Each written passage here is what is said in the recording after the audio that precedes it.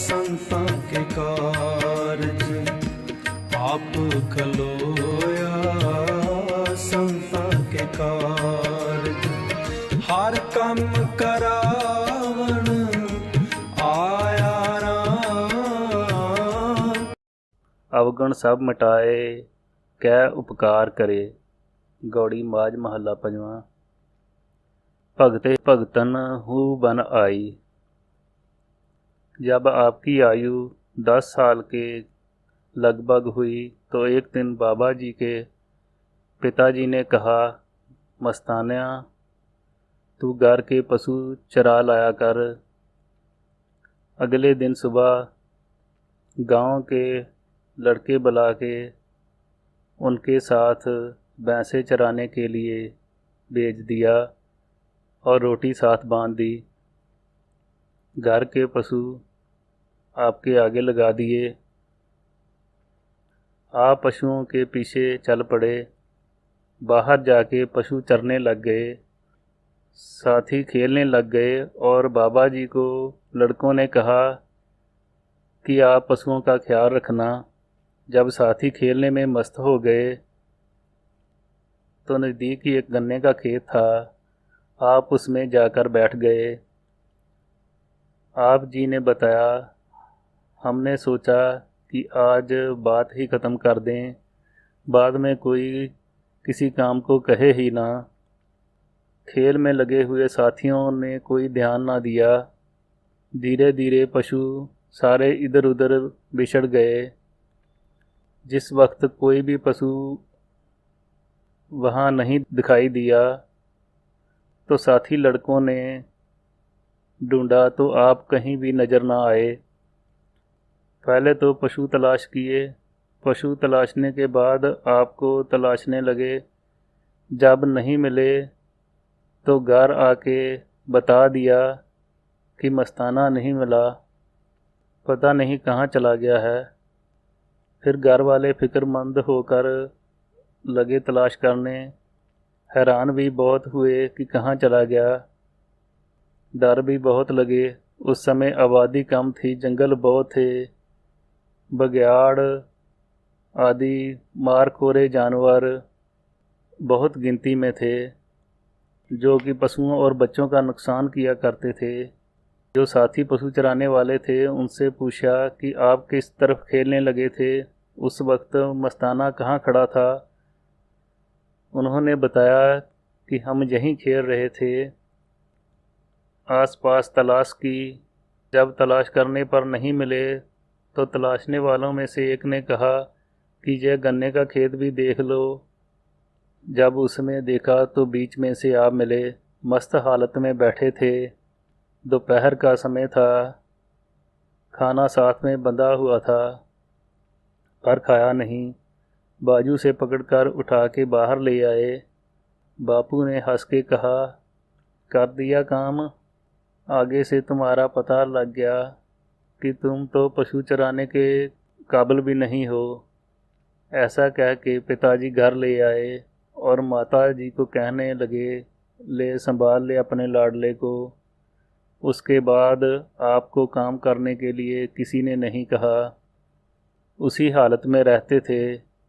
उसके बाद कई बार माता पिता की जब रात को आंख खुलती तो क्या देखते कि आप बैठे ही नजर आते थे। माता पिता ने कहना कि सोता क्यों नहीं है। एक बार कहने पे आपने लेट जाना, फिर उठ के बैठ जाना। जब पिछले पहर घर के काम के लिए उठना, उस समय माता ने चक्की का आटा पिसना था और बुजुर्ग पिछली रात खेत जोया करते थे। यह सब कुछ करने के लिए बड़ी रात में उठना पड़ता था। जब माता पिता ने जगना तो आपको बैठे ही देखना। इस वक्त गुरु घर को अमृत वेला कहा गया है। हिंदू मत में ब्रह्म मुहूर्त कहते हैं। इसकी महत्ता और बढ़ाई परमेश्वर के प्यारों के मनों में बसी हुई है। उद्यमी और कहनी और करनी के सूर्य नाम रसिए महापुरुष जितने भी हुए हैं, इसको रोजाना जिंदगी का एक अंग बनाया है। इस वक्त नींद का त्याग कर सावधान होकर सिमरन करते हैं। सतगुਰਾਂ ने, भगतों ने, गुरसिखों ने अमृत वेला सबको परपक्ष कराया है। चौथे पहर सुबह के सुरतियाँ उपजे चाओ, तिना दरियावां स्यों दोस्ती मनमुख सच्चा नाओ। हर तन अमृत वेले वत्ते का बीज्या, भगत खाए खर्च रहे निखुटे नाही। फरीदा पिछली रात न जाग्यों, जीवंदड़ो मोयो। अमृत वेले उठने की वार्ता भाई गुरदास जी ने रामानंद जी के जीवन में से वर्णन किया है। होए बिरक्त बनारसी रहंदा, रामानंद गुसाई। अमृत वेले उठ के जांदा गंगा नहावन ताई। भगत रत्नावली। भाई नंदलाल जी भी अमृत वेले उठने की ताकीद करते हैं। सहज ध्यान बैरागी अवस्था प्राप्त करने वाले जिज्ञासुओं को इसकी अत्यंत ज़रूरत है। प्राप्ति हो जाने के बाद भी महापुरुष इस समय को आप संभालते हैं और अपने संगियों को इस वेले का महत्व बता के अमृत वेले को दृढ़ कराते हैं। सो इस तरह बाल अवस्था के समय को अपने माता पिता के पास व्यतीत करते थे। अंदरों सियाणा बाहरों भोला। भाई गुरदास जी। एक टेक गोविंद की त्यागी अनआस। एक दिन सुबह ही जब माता जी घर के काम के लिए उठे तो बड़ा भाई और पिता खेत के लिए चले गए। माता जी घर के काम में लग गए। आप घर से चल के दरिया ब्यास, जो आपके घर से कुछ दूरी पे बहता था, उसके किनारे जाके बैठ गए। जब कुछ दिन हुआ आप घर में नहीं दिखे तो माता ने इधर उधर देखा पर कुछ पता नहीं लगा। इस तरह करते बड़ा दिन हो गया। गांव के लोग अपने अपने पशु लेके चराने के लिए चले गए। कुछ आदमी दरिया की तरफ पशु चराते चराते आ निकले।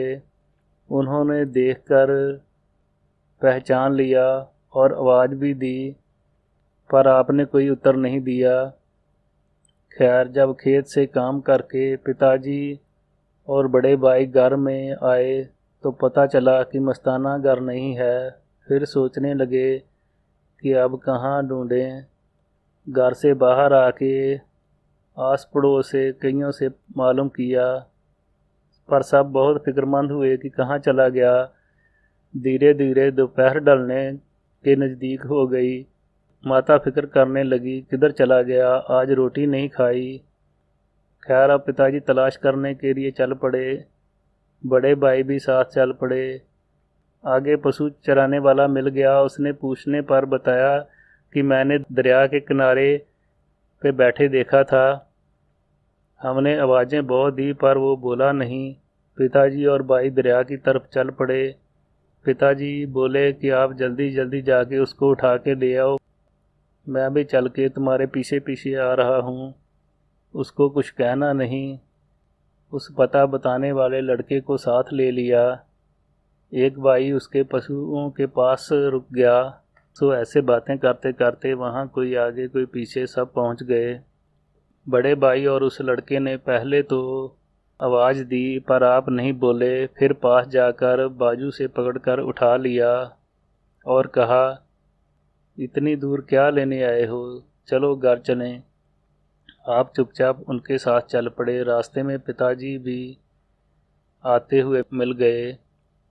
घर वापस आने पर माताजी ने पूछा, कहाँ से मिला?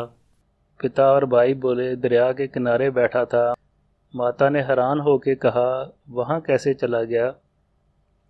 फिर माता ने पास बिठाकर खाना खिलाया। पर भाइयों ने कहा, पिताजी इसको इतनी दूर जाने से कैसे रोका जाए? तो पिताजी ने कहा कि मैं क्या बताऊं, इसको कोई बात कहो। ये कोई जवाब ही नहीं देता। मैं जहाँ आप क्या कर सकते हो? इतनी बात कहने के बाद पिताजी तो चुप कर गए। भाई नाराज थे, बोले कुछ नहीं। इसके बाद सारे घर वाले निगाह रखते थे कि कहीं पहले की तरह कहीं चला ना जाए।